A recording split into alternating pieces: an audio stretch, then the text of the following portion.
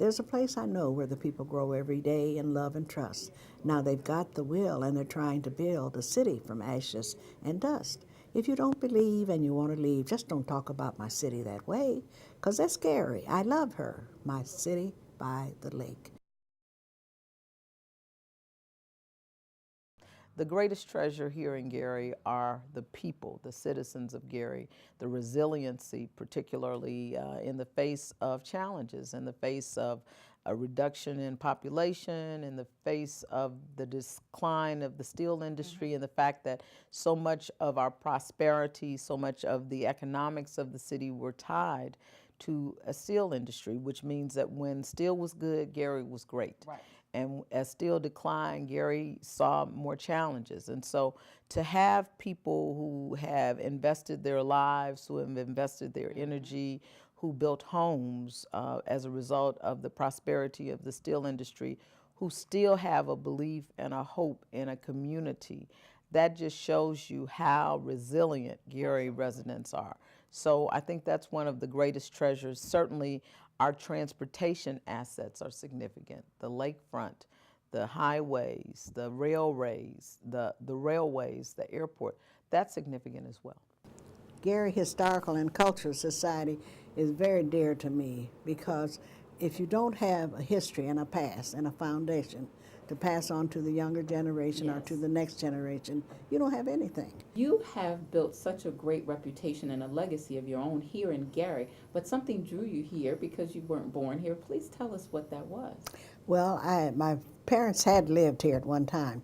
My sister, who will be 100 years old in July, was born here, and after she was born, they left and moved to Terre Haute, where my father could have the opportunity to use his professional training that he had received at Purdue in the early 1900s. He could use that in Terre Haute, and of course he ended up in business there and was in the radio business, the first one to build a radio and everything. So I grew up in Terre Haute. However, they had told about the beautiful things that had happened in Gary when they were here that short period of time. And I was so fascinated with that I said, well, maybe I could stay here if I'm going to get the sabbatical later on. Tell me about being a librarian here in Gary. Well, I loved my job. In fact, all of the teachers at Pulaski, it was called Pulaski Junior High in those days, all of us loved it. And we didn't stay out. We were there every day unless we were sick. And it was just a great experience. My greatest love of Pulaski was the fact that I was able to develop a library from scratch. I started out with very few books and ended up with 20,000 volumes after unfortunately, the library was burned. Oh, my. But anyway, during that time, I was interviewing all kinds of people who were living in those days, and they would tell me the wonderful things that they were doing. They weren't wanted when the town was developed. It was developed so that they would come here like some other people and build it up and leave. Okay. But black people didn't have any place to go. In fact, we were called Negroes in those days. They didn't have any place to go. So they were dumped. The place was just nothing but a pile of sand. And so in the areas that there was no development, our people developed everything. Wow. They had bank, building and loan associations, stores of all description. I think you'll find that throughout our team, that people who were doing wonderful things in other places, who had been extremely successful, were willing to come back at a sacrifice to themselves and their families because they love Gary and they understand the role that Gary and its residents played in their success. The second is because you've gained that expertise, you know, to whom much is given, much is required. And so there's a sense of responsibility to see that there are challenges in a place that you love so much and to know that you may have the tools or may even be able to assemble the tools to assist with those challenges. You have a sense of responsibility that you want to do something to help. That's amazing because I know that there are a lot of people who wouldn't feel that sense of responsibility, and so we are grateful to you. I was born and raised in Gary, Indiana, and I went to Ernie Powell, Tolliston, and Westside, and I played college ball at Illinois State University. I left there and then I went to play for the Denver Broncos for a couple of years, and I played 1 year with the Pittsburgh Steelers.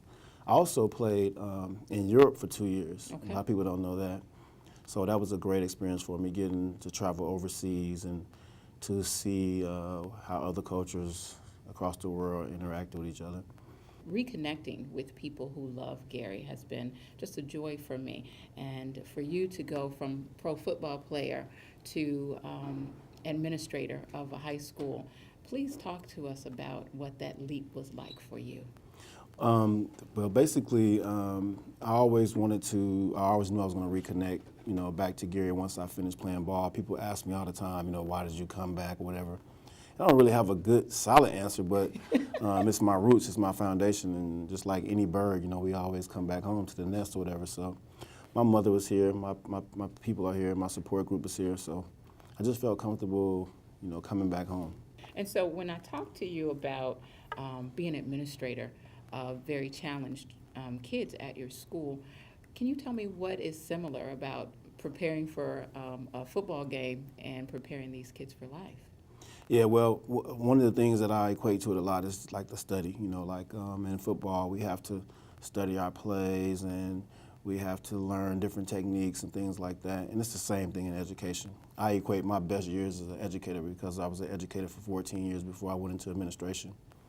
My best parallel is that like the game plan. The coaches sit with us all week and they make the game plan. And it's no different than the lesson plan that you create in the classroom. It's the same rules, the same routine, the same regimen.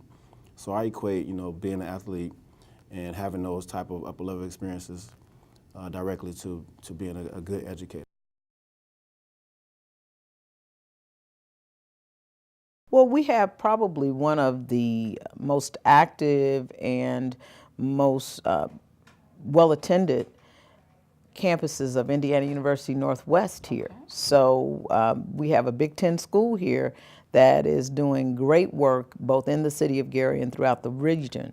We also have a very active healthcare industry here with Methodist Hospital, one of the top hospitals, not just in the state of Indiana, but in all of the Midwest in a variety of areas. And so they are very active. They provide excellent health care here in the city of Gary and all of Northwest Indiana. In addition to that, we have a gaming industry through our casinos. Okay. We have 2 boats, river boats, so they're river-based casinos, but they have been here for over 20 years and have done extremely well. We have a minor league, or not minor league, but semi-professional baseball team here in the city of Gary. My greatest hope for Gary is that we will return as the jewel of Northwest Indiana. The fact that we were once the center of commerce, the center of arts and culture. And I can say unequivocally that we are on our way.